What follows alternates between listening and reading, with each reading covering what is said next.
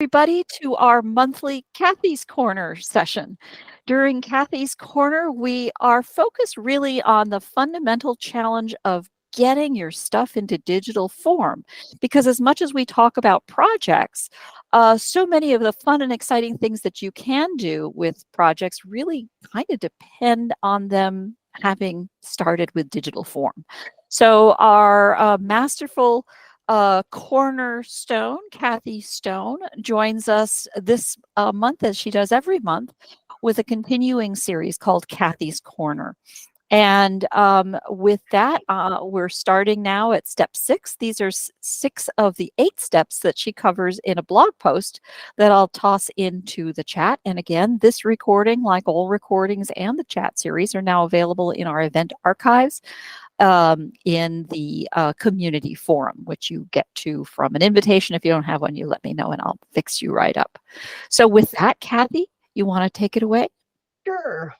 So here we are again at step 6. Last week we talked about archiving the physical items after we did all the digitizing of all the stuff.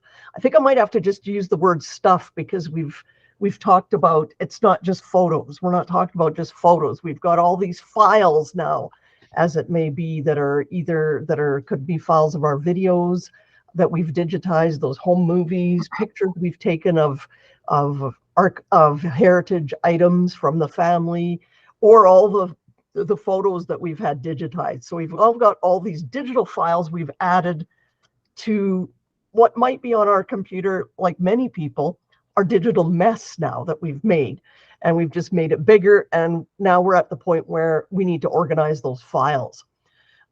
If you're like most people, you probably don't just have those things that have been digitized, but you probably have a whole bunch of photos on computers, external hard drives, camera cards. I know somebody who who just kept buying more camera cards instead of transferring them or organizing them, because that way they felt safer. So they just fill a camera card, buy a new one, fill a camera card, buy a new one. So we may have a lot of stuff everywhere. I know I do. And this is, I think, as I'm finishing up on the digitizing of a lot of my photos, something that I want to pay some attention to now is to gather everything together into one place. And we're going to talk about this, about organizing the digital mess on a macro level. We're not going to go into software programs, etc. We'll talk a little bit at the end about some possibilities, more from the sense of how to choose a software organizing program. But regardless of how you do it, you need to gather everything together first before you start, or else you risk creating more of a mess. I'm not sure why this said, or what this said. Sorry. Apparently it held over some of my old things. So what is digital organizing? It's also called digital asset management. And so what that basically is organizing, organizing our digital stuff, storing it, and being able to retrieve it so that we can find stuff when we want to, which I think is the key of what we need to get going on all of our projects and everything else. We need to be able to find those specific items we're looking for. And that's the whole purpose of digital organizing. What's storage versus organization? Storage is where we keep everything, where we decide to keep all those files, where on our computer that's going to live, if it's going to live in the cloud, but basically where it's going to live. Organization is sorting out how we find that stuff in wherever it's living. And there's 2 ways that we do our organizing. One is by folders, and the other one is by adding metadata. Metadata is simply data about the data, is how it translates actually, but it's all that stuff like the who, what, where, when, and why of the image. Basically what you might write on the back of a photo, that's another thing for metadata. It's curious now that Barbara and I were talking about this the other day, whether in a few years we'll even need folders with all the advances in artificial intelligence. But I think for now, folders are a pretty good way to organize because it helps us make sense of things in a way that is familiar to us, as opposed to relying totally on artificial intelligence. If we're going to rely on that in the future, or even now, that's where the metadata or the information you add is going to become really important to that. Yay, I figured out, I got my slideshow working. So the first thing you need to do is you've got to consolidate everything. So remember how and in this sense, I said, gather all the physical items. I'm not talking anymore about those boxes of photos that we put away last week. I'm talking about all those things that have photos on them. So it'll be, if you sent your scanning stuff out to be scanned, it'll be the drive or the USB that you got back with all your photos on it. It'll be all the times if you've had computer crashes, who hasn't? It'll be all the times you recovered backups, and are there on either an external drive. They might even be old DVDs. You might have those camera cards I mentioned, your old phones, all those things, tablets where photos might be, DVDs that were for a long time we used DVDs or CDs to back up our photos. So get all that stuff together and then take an inventory of where the images are. And this doesn't mean where are they physically. This means not that they're on my desk or in the cupboard. This means what's the source of them. So the next step is to take an inventory of where they are. And then we're going to create what's called a digital photo hub, which is just a big folder for where you're going to gather everything all in one place, because that's our step here, is to get everything all in one place so we can organize it and sort everything out. So you create a folder called Digital Photo Hub, and a lot of this work you can do, as I mentioned, we're not going to talk about specific programs. If you're a PC user, you can do this in Explorer. You don't have to have a fancy program. And Mac users, you can do it in Finder even. Or you could work in Mac's a bit different because of the level of, or Apple products, because they have the product Photos, which is a software, but you could still do it in Finder if that's easier. So create a digital photo hub, create a subfolder for each source, and then copy files into the subfolder. So let's hang on. So here's an example of my inventory. So I've got reference number is item 26 is my external hard drive number 4. On it are the family photos from 210 to 215. So those would be digital photos. And this is just, I just guessed at this. This isn't actually accurate, but there's 2,659 photos and it's taking up a gigabyte of space. And I've already transferred it to my hub. So EHD4 would then have a folder on my hub. So this is what my hub might look like. This is actually my starting of my own hub. I created these separate folders because I had to clean out some stuff that was had names and things in it. So I have a CD disc from a cousin. I have Drive D has all my scanned photos that I scanned. Drive M is a bunch of backups that I have. I might have photos in Dropbox. I have my phone backed up to forever, so there's a bunch of photos there, recent ones. I have all the scanning that was done, my professional scanning. I have a program called Historian that has photos in it. I have tablet photos. So essentially, you have a folder for everything. You might have my kid's phone, my husband's phone. Everywhere that you need to gather the photos from, you're going to add all those pictures to that, and then mark down on the inventory the information, the fact you've transferred them. You can put in the link to where that folder is, which is sometimes easier because then you can find it again, and a space for notes. I've updated the spreadsheet in Google Drive to include columns like this. So, and again, I can't see the chat, Barb, so if you need to interrupt me, go right ahead. It's mostly me chatting. Okay, well, I'm glad you're still there, because I also can't see that right now. You distracted me to go look at my Finder window. Then after you've made this big hub of everything that's got all your folders by source, you're going to create a second copy of it called working copy. And why do we do that? In case we make a big mistake and we accidentally delete something we didn't want to, or we move something and then realize we shouldn't have moved it, whatever. It's good to always have what we call a working copy that you're actually doing the work in. At this point, you can use a duplicate finder to locate and eliminate duplicates. And we're talking most now, not about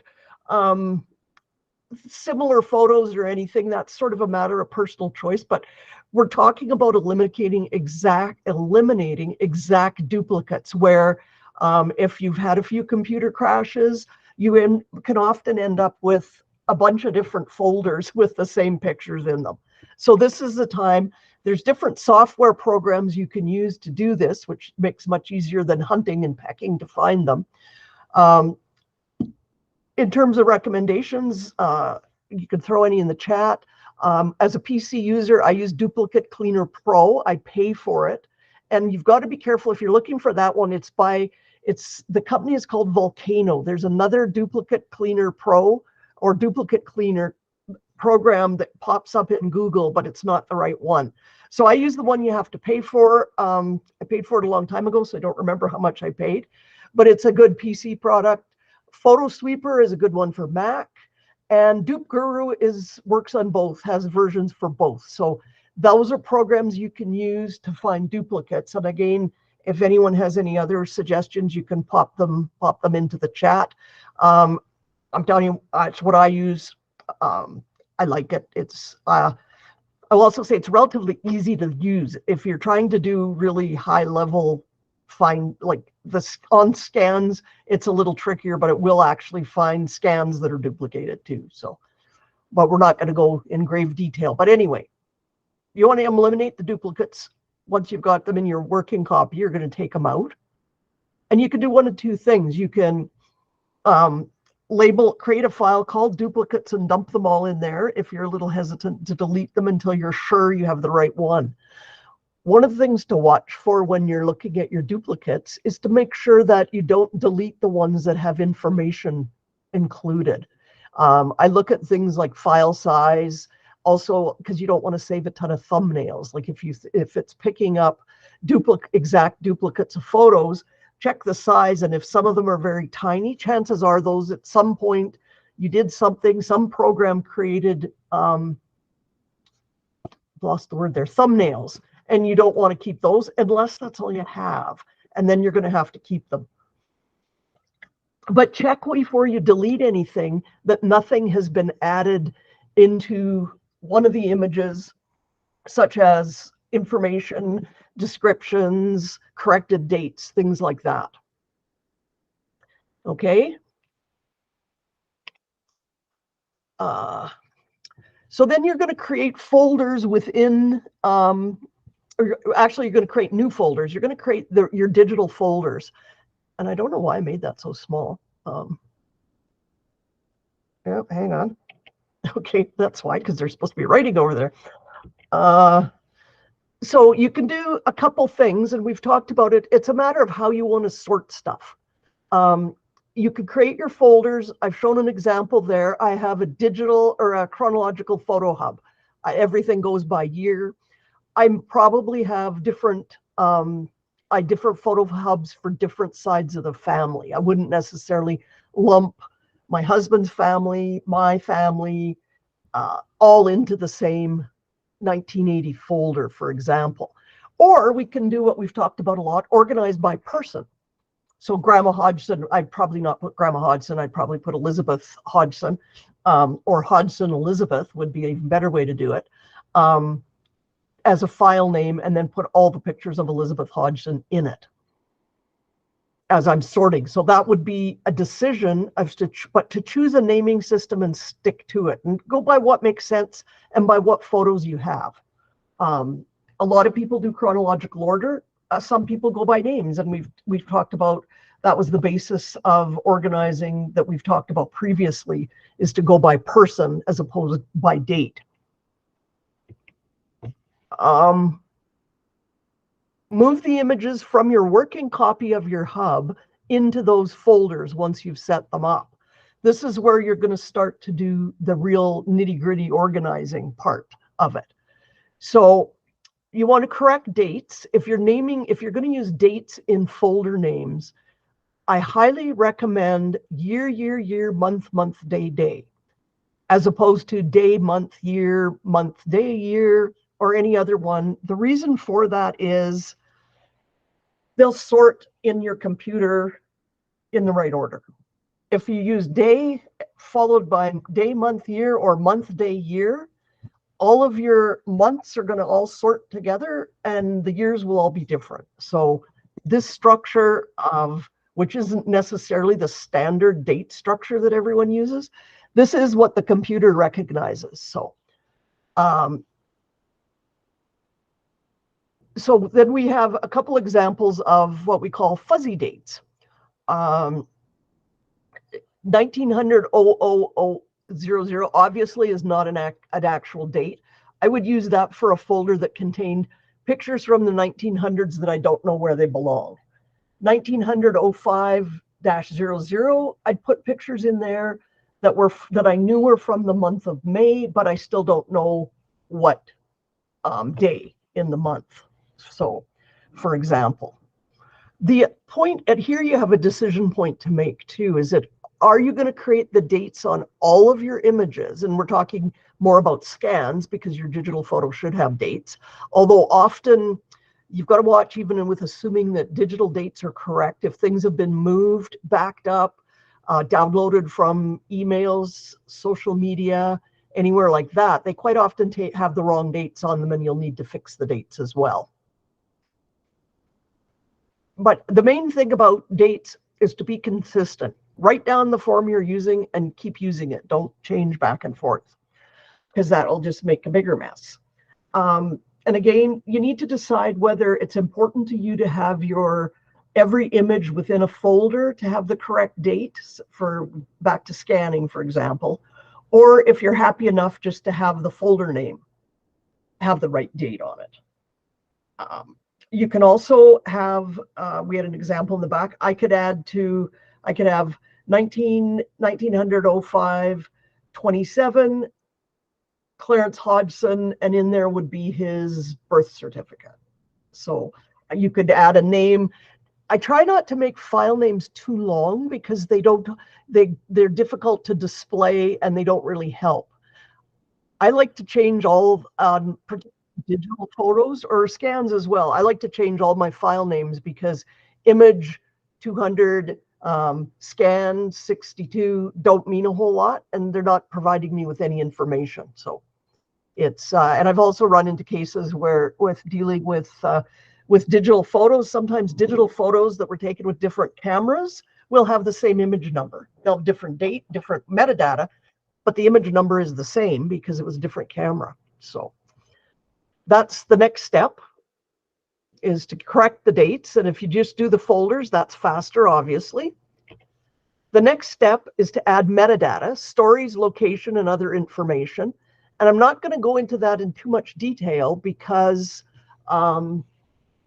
Carolyn Gunter is going to talk about that next month. And she's way, way better at talking about metadata than I am. But basically what you want to add to this is part of your digital organizing, is to add your stories, the location, if it's not a digital photo, and any other information that you want in there. And I think Caroline will talk more about different, what information you want. There's standards, there's IPTC standards, which are older, and they're not necessarily what you need for your own personal photos, but figure out what you want and add that information. And again, you can do this you can add keywords. Metadata keywords are another type of metadata. You can actually add keywords in Finder or Explorer. You don't actually even need a software program.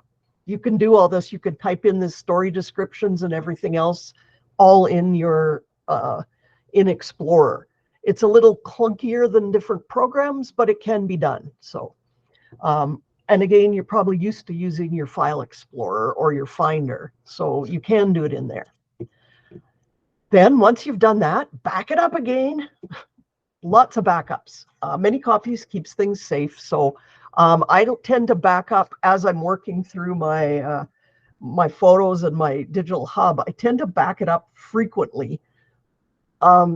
Just maybe only one copy somewhere else. I use a backup that backs my whole computer up. So as if I'm working on my computer or on one of my external hard drives, they are getting backed up automatically, just in case you don't want to have added every bit of information and redated all your files and then lose that particular, if it was an external drive, have it crash. So lots of backups. Just label them so that you know what they are and you know which ones you can get rid of. Like you could have working copy backup and then just keep updating it. That way you know when you're finished, when you're done with your working copy and it's no longer a working copy, it's your actual photo hub, that then you can start deleting things. So you can once you finish with a certain source, like once I finish with the CD that cousin Jan gave me, which she scanned like 10 years ago, a bunch of family photos, then I can delete that source from my digital photo hub. I don't need it anymore. And then I can, it says delete the image from the original sources. I wouldn't necessarily be deleting off my, I'm not going to delete them off the CD. I'm probably going to toss the CD once I know that they are backed up and in my photo hub. So I have a question to ask of you. What about photo organizing software? So what I wanted to talk about there, more than types of software, and we can mention some, but what I wanted to talk more about is, what are you looking for in a software? And you could go ahead and pop things into the chat, but the things that I've known, you want, there's two types. You get, if you're looking at a desktop, there's two types of software. Basically, there's proprietary software. That would be something like Mylio. I guess Photos is proprietary. Or a file browser, a software that looks at the folders on your computer, but doesn't actually, you don't have to ingest them into it to use it, if that makes any sense. I'll give the example. One I'm familiar with for PC is Photo Mechanic, which isn't necessarily one I'd recommend, but it's ones I've used in the past. There's better things now, but it actually, I can work on my photo hub and make changes to my working copy in that software, and it actually changes my file structure. It's not ingested into the program. It's fixing my actual digital photo hub that I created. So I'm talking about, that's two different types, proprietary or a browser type. I think Lightroom is a browser type. I think I've been told that. I'm not really, I've just started using it and I'm not really sure I'm going to continue using it, or that, but I think it's a browser type too. But I think for myself, and that's probably why I'm not going to use Lightroom for me, I want to look at something that, first of all, it needs to be user-friendly. That's my first criteria. User-friendly. I want something, yeah, Lightroom is a catalog. Okay, so it is ingesting them. So I want something user-friendly. I want something where I could get support easily. Like, you can probably find out many things, things that are, you could find out a lot about programs by Googling and looking for answers and watching videos. But if you like the personal touch, then make sure whatever software you choose offers that there's an ability to get support and get some help with what you're doing. We've talked about this before, but you want to check, you want to look for non-destructive editing. Like, you want to be sure when you're editing something that it's not which is why I like working copies, that it's not changing your original files so that they're gone from being the original. It should be easy to add keywords, description. You want to add, we're all about the stories. We want to be able to add stories to it and descriptions. Keywords, you want to be able to add captions or titles, and make sure you understand what your software, how it's identifying these different fields, because it changes. A title is a caption somewhere, it's something else. You want to be able to, rating is quite a useful, yeah, Adobe Bridge is one, yeah. That's a file browser, and it's quite a powerful one. It's a recommended one too, by photo managers. Keywording, embedded data, and you want to make sure that if you want to get your pictures back out of your software, be it on a cloud one or on your computer, you want to make sure that all that's going to come out. If you decide to export them back out, you want to make sure that it's going to stick, that all that work you've done isn't going to not export, which is the case with some things. Google Photos, for one, not necessarily all the metadata sticks and comes out the same way. So that's an issue with a lot of cloud programs, is you want to make sure that if you decide you don't want, and any software, if you decide you don't want to use it anymore, can I get my pictures out with all the work I did in there? How does it handle videos? If you've got videos, if you've converted it, we've converted all those home movies, you want to make sure you've got a program that will handle the videos too, something that will look after that. And we're going to talk about later, you want to be able to share it. How easy is it to share things if that's important to you? So you need to establish what criteria are important to you. If you're looking at an online software, a couple other things we've talked in, Barb has a session on privacy. So with online programs, that's a big deal. What's the security? Do you maintain ownership of your photos? Or are you surrendering the ownership of your photos? In those little fine prints that we need to read, that we sometimes don't, does it say they can use your photos for things? Can they take your photos and use them to test their artificial intelligence? And it's a question of what are you comfortable with, but know what it is, that know what's being done with them. And maybe that's fine, you're comfortable with it, that's cool, but make sure you know what you're comfortable with. What does it do with your personal data? Are they data mining? Like data mining is when they sell you sign up for something and then they pass your contact information on to somebody, to a third party. Or do they market all their things to you? Is there a space limit to it? If you're talking about cloud, like if you're doing your own, you can buy as much space as you want to add to your computer, but is the one you're using, does it have a space limit? How much will more space cost you? And my suggestion is always to people, and you all can argue with me if you want about this, is I usually recommend to people that you don't organize. What did you just write, Barbara? It popped up. Horse.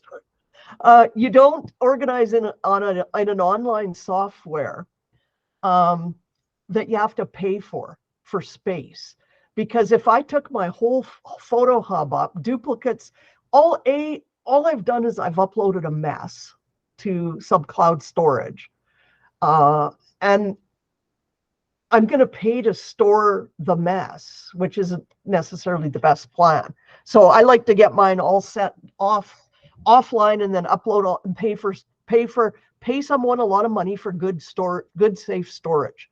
Because if you want good solid storage online, you should pay for it. Free stuff is not going to cut it. Free stuff messes with your privacy. They may make it very difficult for you to download your photos. Google Photos is a good one for organizing. It's a pain to get the pictures back out. It's the download process isn't as simple as going, I want to download all my pictures, please send them to me. Unlike when Ponga was disappearing, it was easier to get your stuff back out. But this stuff, no. So what else are you looking for? Facial recognition is a good feature. I don't know if any have it. Facial organization was a good feature. But those are the things that you want to think about when you're get it out for now. Yes. I love that, Anne. So I think that's, and also if you're using something either online or private, is it easy to create projects with it? If that's our ultimate goal here, I think of most people here, is to use our stuff for projects. So you want to be able to either get the stuff out easily to make your projects or create projects out of whatever program you're using. So, and is this a tedious task? Somewhat, yes. Is it going to take you only a couple hours? No, it's not going to just take a couple hours. But if you consider how many years you accumulated all these photos, it will take you a while to get this done. So I'm going to stop sharing my screen and open up the floor for questions or chatting or.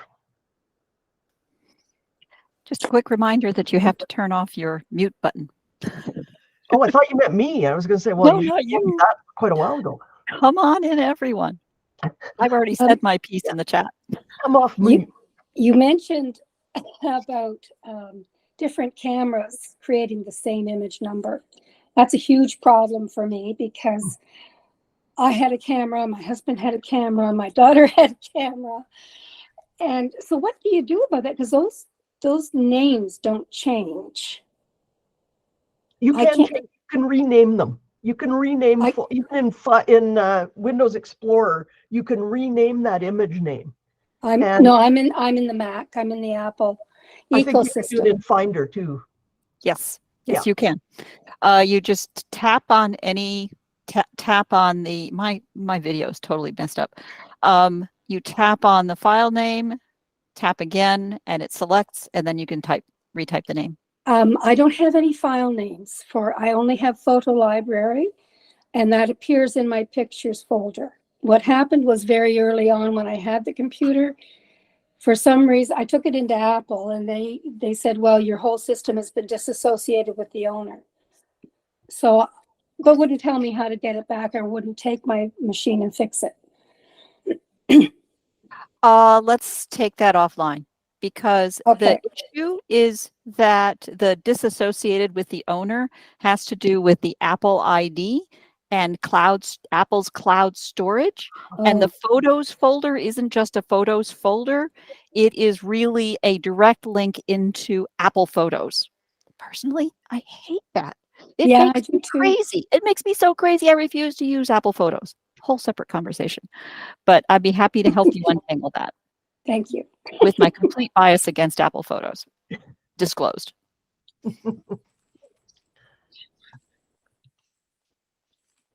Thank you. Kathy, I would like a recommendation of what to use. Pull off the pictures off of my Apple computer so that it can be separate. That's what I would like. I'm confused about what's going on there with Barbara, but sorry, I'm totally distracted. How to get them off your Apple computer? To put on something else, or? Well, just so that I can, like you said, so I can do things separately and make sure they're backed up properly and to organize them. I have done a little bit of organizing in my Apple Photos, but I realized that, well, things have changed. I used to be able to download my photos from my camera. I had to do that separately into my photos and then save them on my computer. Maybe I still do, but it seems like things have changed with that. How many people here are Apple Mac OS users who use or have their photos tangled up in Apple Photos? I guess we use a little hand raise. I'll put myself in there, and you, Shelley. I'd be happy to have a separate conversation about that, because frankly, I got mad at Apple a long time ago and stopped using it. I think I understand what it's doing. I can do a little homework first. I should know more. I can do a little homework first and we can figure it out together. How's that? Okay. A lot has changed with Apple, and I would hardly put myself in the category of an Apple. I don't use any Apple products. I have an Android phone and a Samsung tablet. But I have done a little bit of work in Apple. but I think that would be great if Barb could help us with photos. But I do know over time, there have been a lot of changes that have been made, because you had iPhoto before, and there's some steps that need to be done to move things from there to photos. I know that for my PC people who have iPhones, you used to be able to plug your iPhone into your computer and just use it like an external device and get all your pictures off. You can't do that anymore, apparently. It's set up so a PC won't even recognize it as a device, because Apple wants you to stay in the Apple world. That's the primary, that's their thing.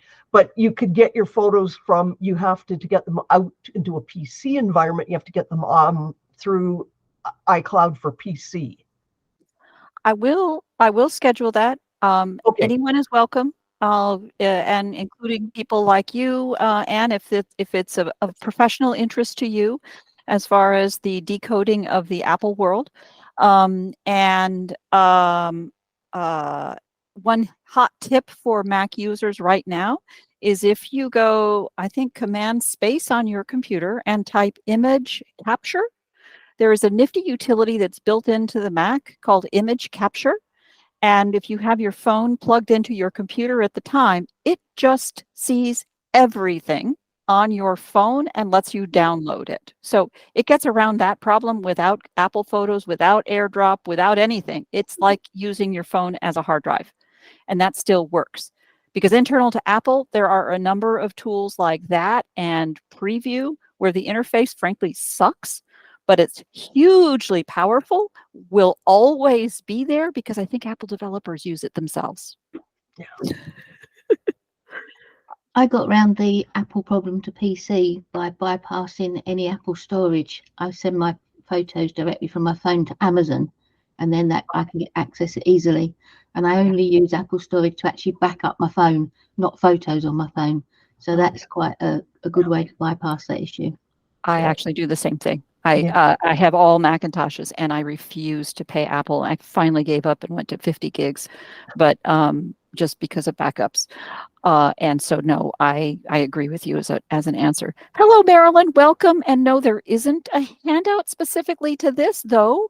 The recording and perhaps Kathy's slides will all be, and this transcript will all be available in our community forum after the event. Give me a couple hours after the event. And we also are very open to discussion in there too. Yep. And answer any more questions. I was looking at a couple of the points. Barb,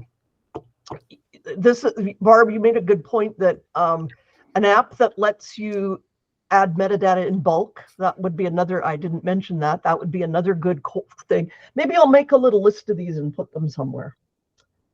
But that's a great example of the kind of thing that would be good to ask in the forum. Yeah. Things to choose a software. I didn't know that business about remind me of that. And you also asked about if duplicate finder tools would distinguish between edited ones. Usually they will, as Anne said, she said, I know more about this. I'm not sure, Anne, that I do, but I believe they do. They will pull up those as duplicates, and then you can tell what it's hard to explain. You can set the parameters yourself of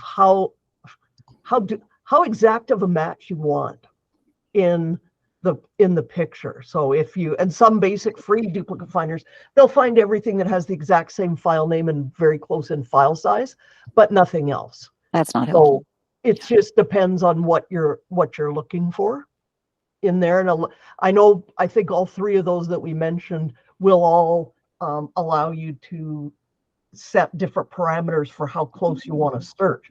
For example, if I'm trying to search through new scanned photos and old scanned photos, which I have some that were scanned like 15 years ago.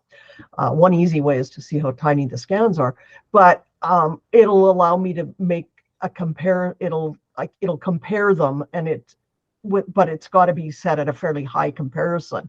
And so then you get more things picked up, like pictures that are close. We never ever did this before, but now when you take like 15 in a row, it'll pick those up as duplicates. If you've got it really high, as opposed to lower. So it kind of depends on how you're looking for things. To the point about finding other things that have exactly the same file name, that didn't occur to me that it would pick that up, because on a Macintosh, one of the things I do all day long is the same. It's a, what do they call it? It's one of the hot search functions is command space, type the name of the file, and boom, it finds me the 47 copies that I have in different places of the same file name. And I quickly scan through it for the highest resolution one and say, oh, screw that. But I often find use for the low res versions because I'm doing things like putting them on websites and stuff like that. So I'm often readjusting the sizes. You don't always want the biggest one. Well, no, and it's I guess a case of when you've sorting out in your hub, to me, you want the legacy photos. So what we're talking about with the legacy, you may keep some duplicates for other purposes, even of digital. It's much the same as if you keep some of your duplicate photos that were prints, because you want to pass them on somewhere. But you probably don't want in your archive duplicates. Like you don't want the low resolutions in the archive. So you may want them in a separate location. So maybe this is where I have to confess. I feel like I've been in this space for a while and I still muddle up terms, but the term archive to me is very different from the term hub, because I think of a hub like a train station. They got the coming and the going and the coming and the going. And then you have and so the word working copy makes a lot of sense to me.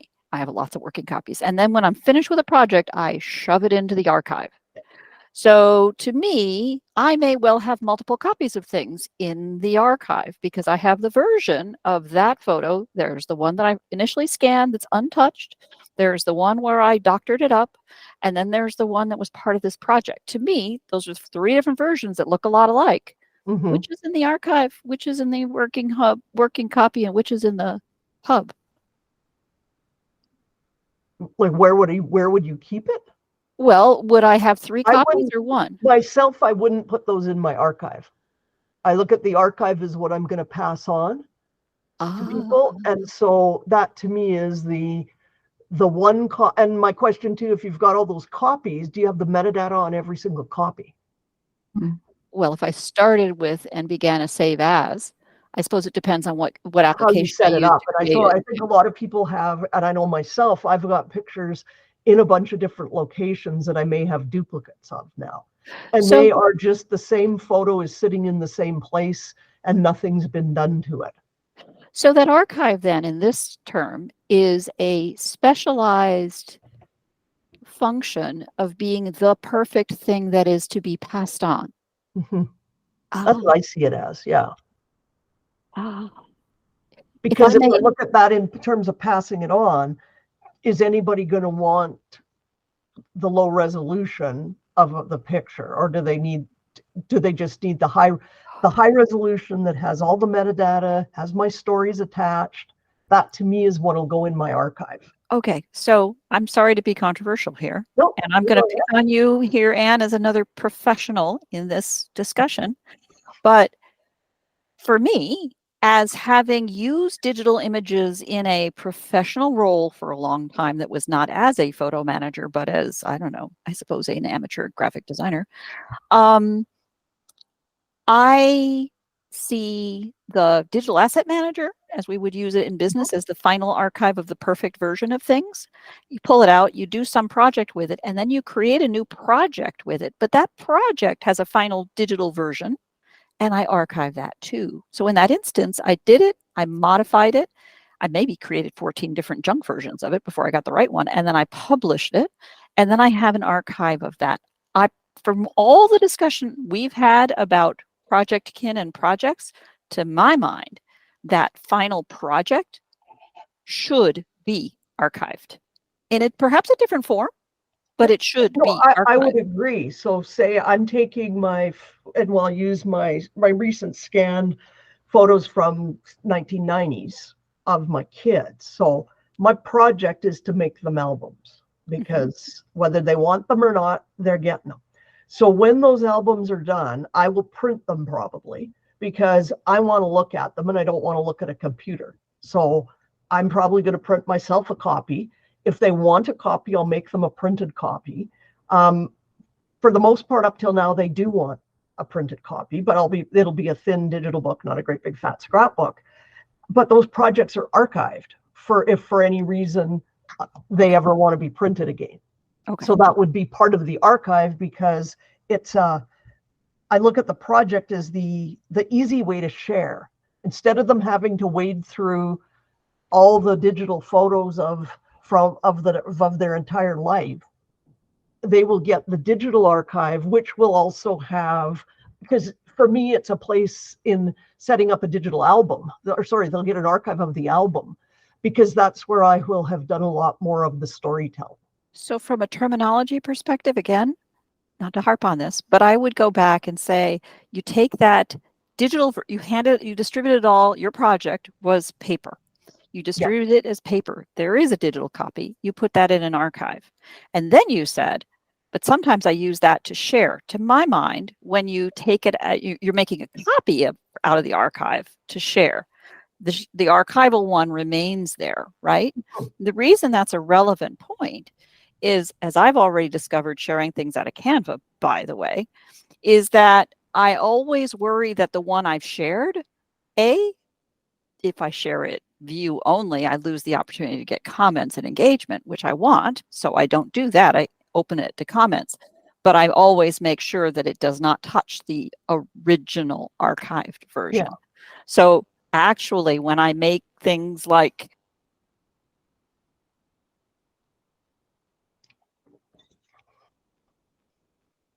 Barbara, your mic's gone off again. Yeah. Can't hear you at the moment.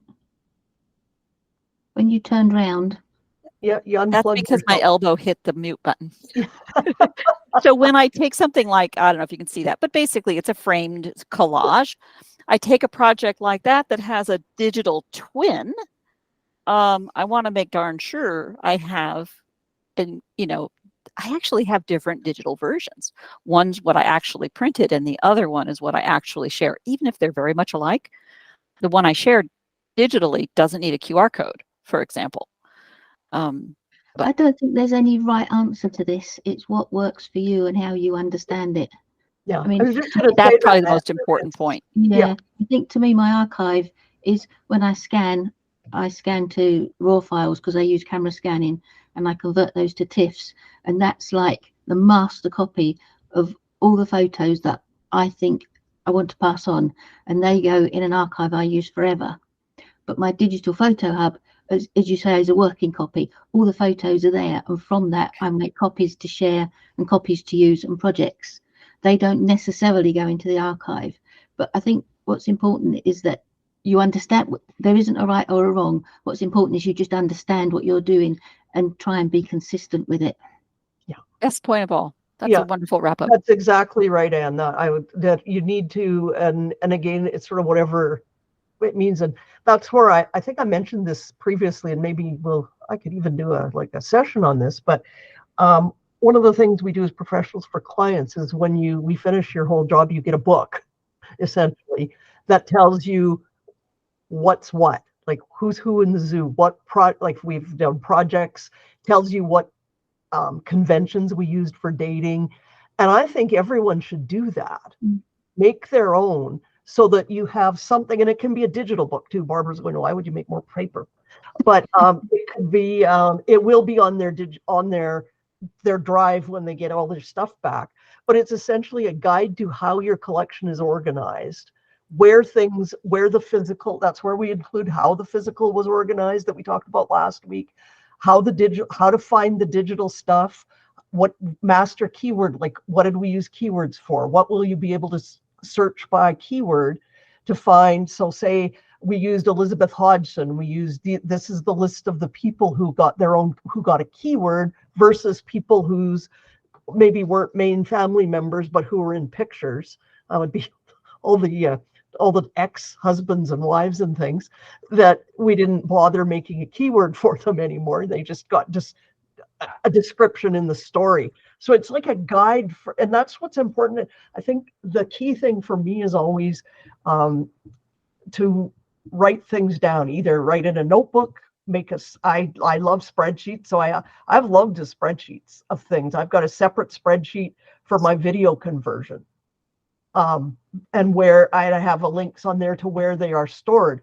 This will all become part of that, because again, I'm a work in progress on my personal stuff too. But I think it's, as you say, Anne, it's what works, what makes sense for you, and what terms do you use, and whatever you think you need to keep, then yeah, you keep it in. But I think somewhere you need to have that called the master copy, the untouchable one, that you don't go in and start, like, you don't freely share with somebody that can comment and make changes to your master copy. You share them, you have some other folder, and I use Forever too, and so I have a file. I will have folders set up that people can comment on. That I've given them permit. They can actually edit the descriptions and things because I want their input. But I'm not letting them muck with the master copies. That'll be somewhere else that then I will take the information to and add it to that, if that makes sense. That makes perfect sense, and I appreciate that. I think one of the things that's funny in this overlap of the world of photo and genealogy, hint, hint, is that in a world of genealogy, we're very accustomed to the idea of proper proofs.